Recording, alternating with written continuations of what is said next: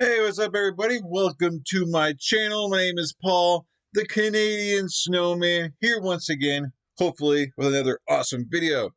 I'm doing the impressive training and recruitment of Rome's legions. Uh, this was suggested on the community page, and it was one of the popular ones, as you can tell by the likes on that on this video. Yeah, whatever. I can't think of words. But yeah, and so I've done a lot of Rome videos, just, pretty much Caesar, and yeah, I thought this would be really interesting to kind of see, I guess, like a little background of either legions and kind of like, I guess, how they work. I don't know if it's not how they work, but I guess how they got their. I'm assuming people just apply like anywhere else, right? And they're training. I'm actually really gonna be interested in the training because I always wondered, like, I guess assuming just do like everyone else, they kind of get the army together and then kind of like a boot camp or something, or maybe they just get thrown in there, and I don't know. I don't really know. I don't really know, but I know Rome. Everything's on point when it comes to Rome. With tactics and everything. So I'm pretty sure. It's probably gonna be some pretty heavy duty. I don't know, stuff. Like they're gonna be on point. They're like really like restrictions. I don't know. I don't know. We'll find out. Let's go ahead and jump into the video. Please hit that like and subscribe below. Please and thank you. And thank you for the suggestion. Excuse me. This is from Philaxim Historia. I never watched any of their videos. Went ahead and subscribed, and yeah, it's a smaller channel. Well, I'm a tiny channel. This is a smaller channel as compared. 46,000, I think, is a big channel, but compared to the ones like Epic History and Kings and Generals or stuff, like 400 500 million subscribers, it's one of the smaller channels, but this video has over 1 million views, so man, they must be doing something right because they're kicking butt. So anyways, yeah, like and subscribe please, and we'll get on with the video. Doo-doo-doo. I like this. I can already tell it. Like they're gonna do a lot of their footage from like the video. I think it's a video game's called Rome. I'm not sure exactly, but I love when videos use this kind of, because I've never played a game like this, and every time I see it, footage like this, it makes me really want to get the game, but I don't have a computer that could play this game, so I'm pretty sure you need like a top end computer, probably pretty expensive. But anyways, 3, 2, 1, bam. For centuries, the Roman military was feared for its reputation of glory, as it boasts one of the highest win-to-loss ratios of any army in history. This was at core due to their very complex and intricate military system that was developed from centuries of trial and error, with the sole goal of creating the ideal soldier, unmatched. Yeah, it does make sense because like Rome's, their time period, they were around a long time, like compared to like, I don't know, countries in history, like they were like very long time, like they had the Republic, then you had like all the emperors, like 1,000 years of like Rome as far as basically being on top. You can't really compare that to anyone else. I mean, especially, well, I guess especially like recent history. So yeah, it doesn't surprise me that that's what a lot of trial and error to get as awesome as they are. And I don't think like the weaponry and stuff has changed a whole lot in that time period. Like just like for instance, the past 100 years, like modern the past 100 years, how much things have changed since getting vehicles and planes and like missiles and all this drones. I mean, that's a lot that's been happening the past 100 years. Like but back then things didn't change as quickly, so I'm sure their tactics kind of stayed. They didn't have to change a whole lot except for little modifications, I'm sure. But anyways, back to the video. Centuries of trial and error, with the sole goal of creating the ideal soldier, unmatched by the other European nations of antiquity. This system applied not only to training but also the very selection and recruitment of soldiers. Today, I will go over the particular qualities the Romans looked out for and preferred when choosing their recruits, as well as the many training methods they highly relied upon. This Cool. video will be specifically based on the system of the early Roman Empire, which was arguably the peak of Roman military dominance. Many, such as Vegetius, go as far as to believe that one of the biggest reasons for the Roman Empire's deterioration was due to them straying away from this very strict level of recruitment and training.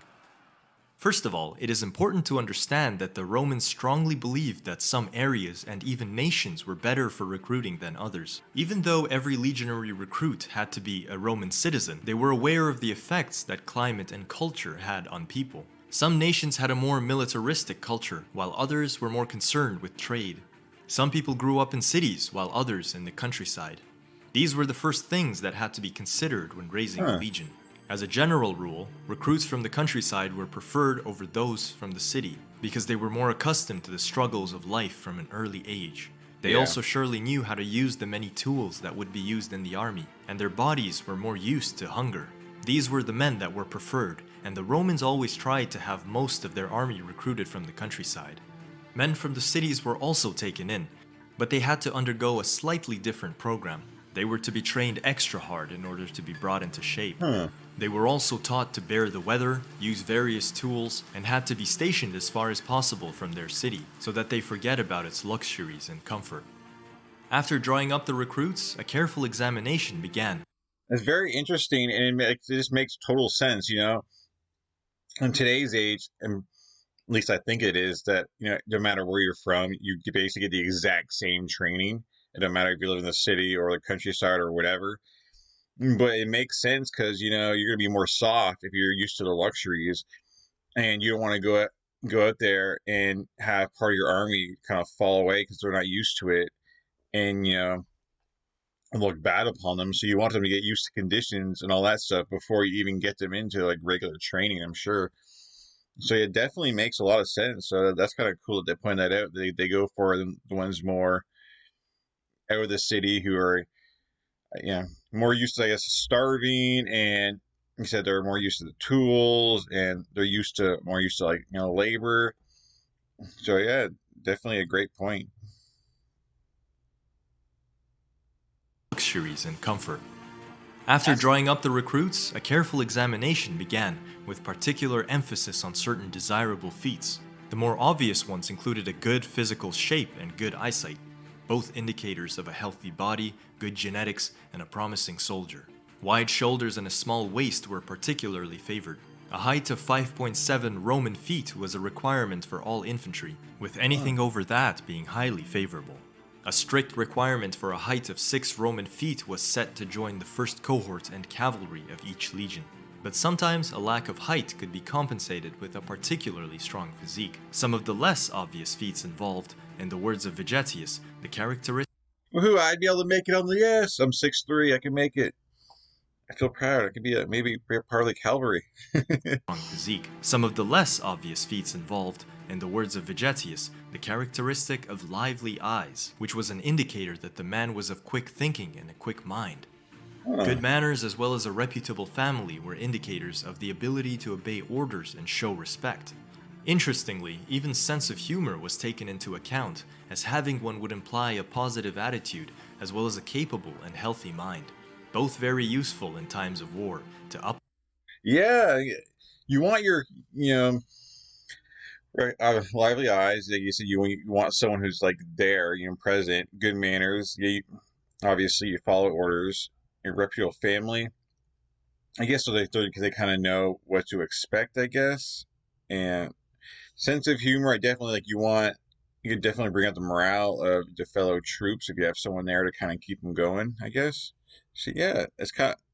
I'm already like very fascinated by how in deep it's going as far as, like, I didn't think this would even be like part of a discussion. I think maybe a reputable family. I can see that as far as for like maybe being like a general or a leader, like, your name kind of gets you promoted kind of thing.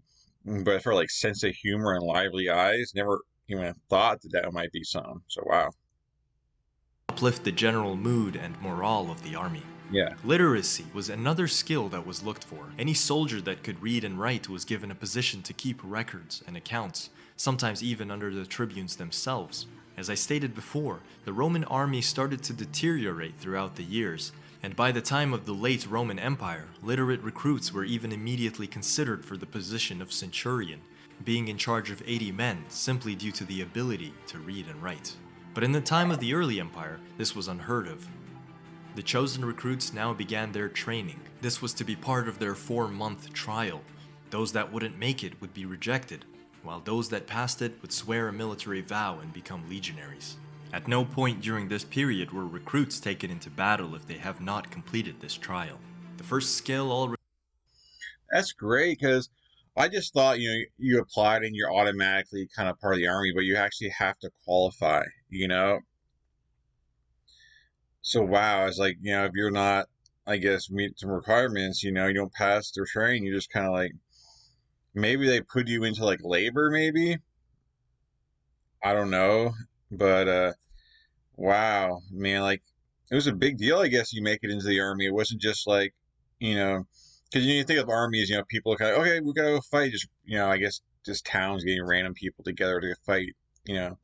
I guess those are the kind of people that the Rome fought against. That people just had those ragtag armies that just kind of got any man willing, and they just kind of charged at them. So there was no training. It definitely makes more sense that Rome would just demolish, some of these people that were trying to take over, because they didn't have the training. They didn't have it. Just they were inferior in every way. Anyways, recruits were taught was the march. This was the most important in their training, and it had many advantageous side effects for the men. By performing synchronized marches, they were taught the importance of coordination and unit cohesion, the very backbone of the Roman way of war. Every week they would perform a long march of 20 Roman miles in just 5 hours.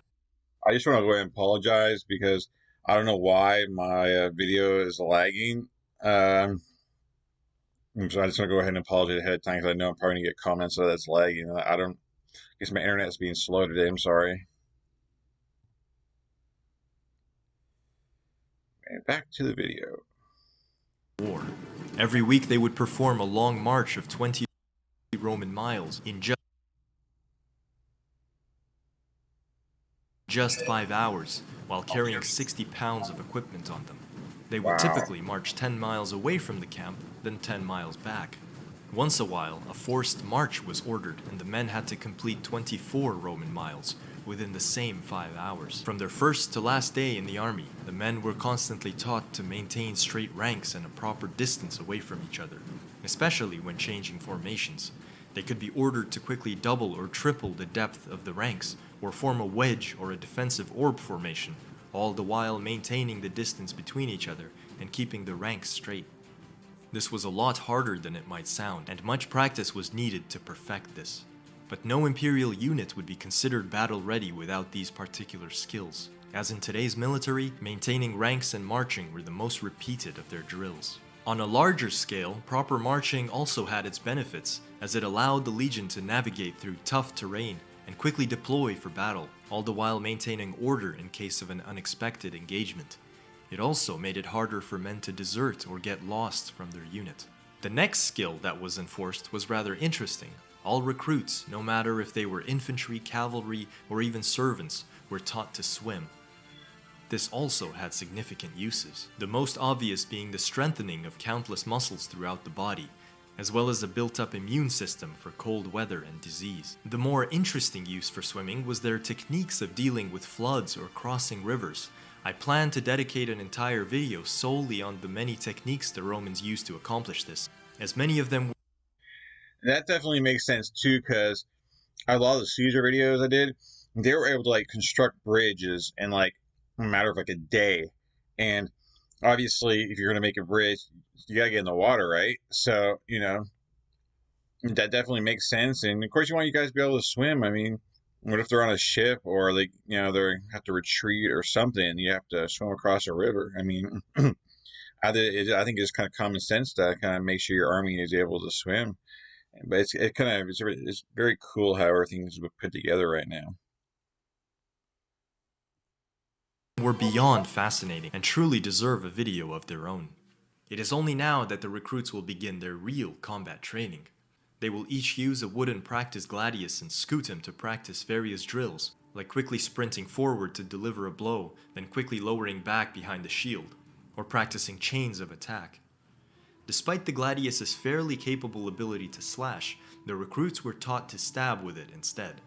This was due to several interesting reasons. Firstly, when performing a stab, less of the arm is exposed to the enemy than if they were to slash with it. Secondly, a stab is a lot more comfortable to perform than a slash in a typical Roman tight formation, as it limits the possibility of wounding fellow soldiers nearby. And thirdly, a slash is more likely to be stopped by armor or bones, making it very difficult to land a lethal blow.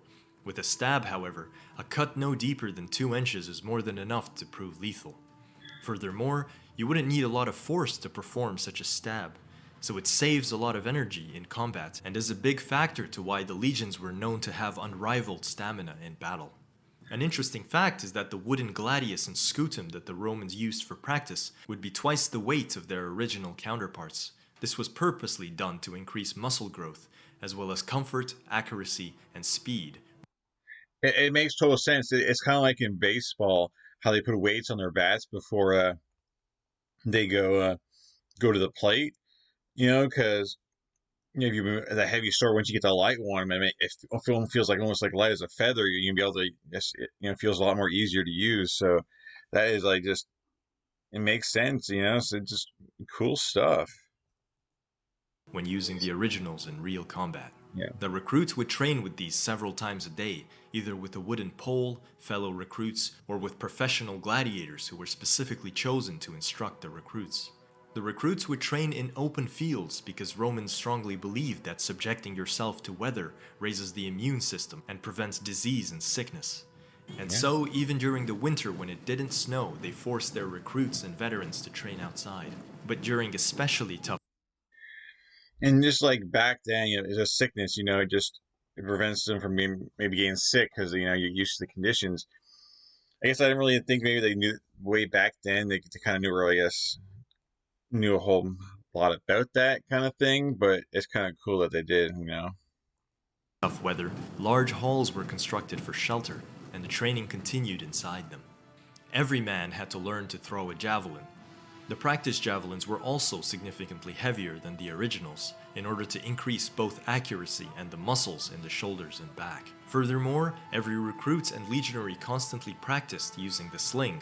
This is perhaps one of the biggest underappreciated facts about the legions, which is constantly overlooked by modern references. It is a fact that every imperial legionary not only owned, but knew how to effectively use a sling. The weapon was so respected by the Romans and their enemies that it sometimes was thought to be more effective than bows and arrows, as its projectiles are harder to spot and could shatter bones and internal organs just by impact. It was probably a demoralizing fact for Rome's enemies that all 5,000 legionaries of every legion were able to accurately hurl sharpened stones from afar. That's awesome. I'm glad that pointed out because I don't know if it was a Caesar or the Hannibal series. I always wondered why they didn't mention like bows and arrows. Like what was the deal there? 'Cause I thought that was like going to be like a giant thing, but I think that's more of a thing in the medieval times period. But yeah, and it mentioned slings sometime, but I was like, what? I didn't realize, I guess, how accurate those things can actually be. Because when I think about putting it in a sling, man, that got to be extremely hard stuff. I wouldn't even know how to use that, and probably end up hitting myself with it. But I'm glad they kind of brought that up because I was wondering that, in the Caesar and Hannibal videos. Of every legion were able to accurately hurl sharpened stones Yeah. from afar. As if this was not enough, we are also told that a fourth of the youngest and most fit legionaries and recruits were trained to use bows either on foot or horseback and practiced them daily. From their system of training, we can imagine just why the legions were so effective. They not only were superbly equipped with the best armor and melee weapons of the age, but also could take on the role of missile troops. each being able to launch deadly javelins at medium range and arrows and stones at long range. And even Oh. this is not taking into account all the specialized auxiliary archers and artillery that would be attached to every legion. All cavalry, regardless if they were recruits or veterans, daily practiced vaulting on and off a horse. This skill was very important for the way Roman cavalry operated and fought. The recruits were first taught how to vault without armor, but every combat-ready cavalryman was able to perform a vault while fully armored and even while carrying arms like a shield and spear. This enabled them to skillfully mount on and off a horse in an instant under unexpected alarms or even mid-battle. As the infantry performed its weekly marches, the cavalry was expected to march with them the same distance, but they were expected to constantly execute small drills while on march, like charging forward only to retreat and regroup back into formation, or practicing various maneuvers and scouting ahead. To get the cavalrymen and horses even more comfortable with each other, they were purposely tasked to march through tough, uneven terrain. It was common, for example, for both infantry and cavalry to perform their weekly marches by scaling mountains. As you could probably tell by now, training was done extensively to both recruits and veterans, the only difference being that veterans were allowed to train for combat only once a day, while the recruits did it more than once, typically in the morning and afternoon. The recruits would also have to dig trenches and collect wood throughout the days. This whole system of training would be very difficult for the recruits, and many would not make it past this initial 4-month trial. Only the performance of the veterans would have shown them that this new way of life was possible and achievable. After completing 4 months of continuous drills, the recruits had to make a military oath and were branded with a symbol on their hands, most probably with a hot iron. This would be their final day as recruits, and they could now consider themselves legionaries. But any experienced general would still see them as recruits, as it is one thing to pass the drills and trial, and another to execute them in the chaos of battle and not flee. Nevertheless, these drills were the core of the training that the legionaries repeated for all 20 years of their service. I'd like to give a warm thanks to all my loyal Patreon supporters, as well as all. Wow, that was definitely more interesting than I expected. Like, I thought it'd be pretty they throw some facts and stuff like that, but they really got into it, and that was really interesting. I could have watched a longer video on that. And it's interesting. They got branded after they basically achieved it. Kind of like basically got a tattoo to this. I wonder. I get each person got like a different tattoo depending on what they did, or they all got the exact same, not tattoo, but iron.